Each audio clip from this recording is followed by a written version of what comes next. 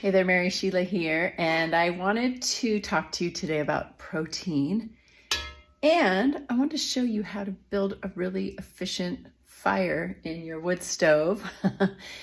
I've graduated from like the little lean-to I would do with the kindling, right? And I'm pretty good at it because this is how we heat our house. But it's always good to make sure there's not too much ash in the wood stove before you start your fire.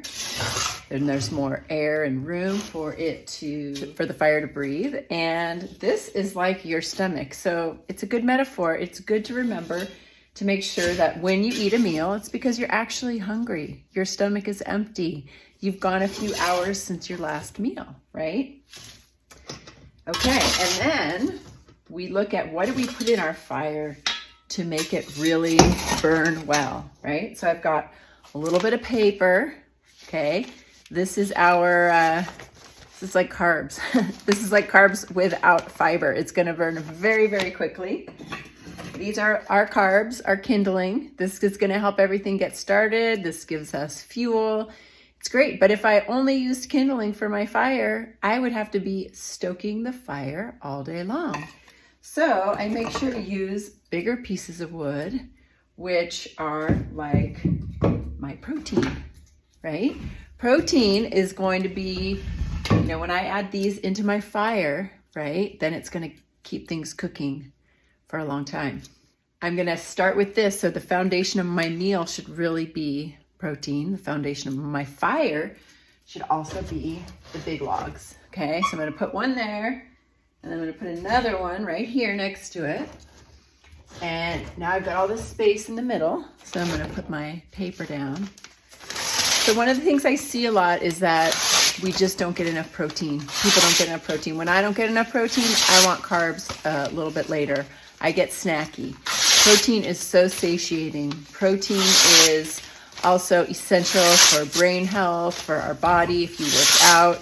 And if you include it as a foundational part of each meal, you're gonna have less cravings, probably gonna sleep better, you know, all kinds of benefits. So I'm gonna put my paper down there, and I'm gonna put my kindling right on top. Okay, so they have a little space, and I only need a few pieces, okay? And then I'm gonna put some wood in there, and I pick some smaller-ish pieces, but still the big pieces.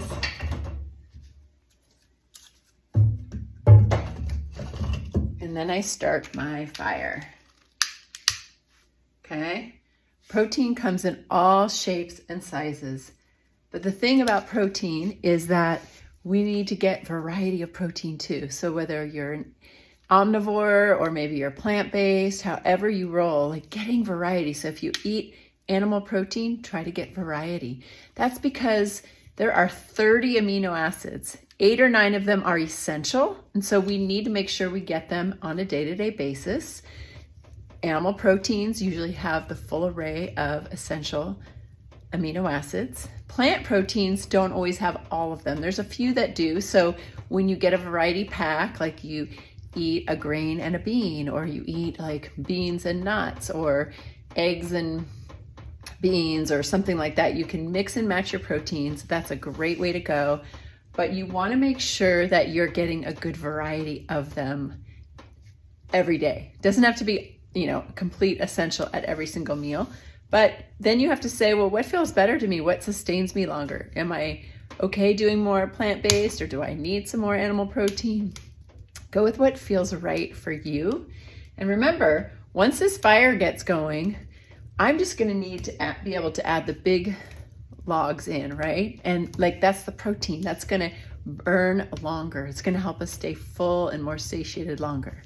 I've got a great metaphor too that I learned from somebody, I forget, but if you think about, right, protein, there's 30 amino acids and 8 or 9 of them are essential. And if we are lacking those, the body can't make certain proteins that it needs to make. That's what we do. We eat protein, we break them down into single amino acids, and then we reform them into us. We're pretty flippin' amazing.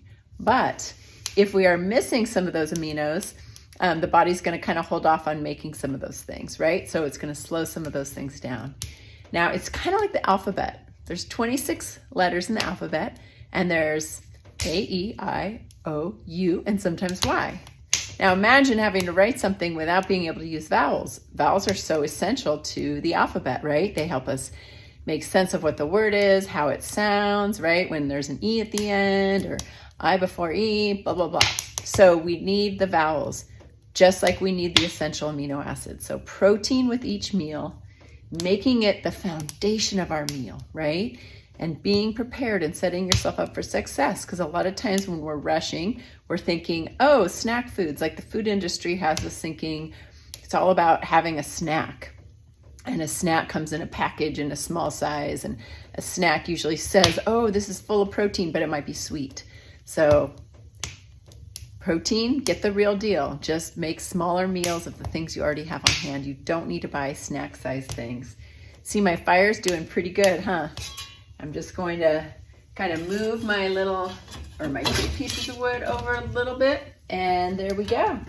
I won't have to stoke this thing for a while. I'll open the flue for a little bit, close the dirty door, and it'll keep going. My fan will start moving, and it'll start warming things up. That's also another benefit of protein. It burns warmer. It takes more work on the body to burn, so it's very efficient, and it kind of has a good, what we call thermogenesis.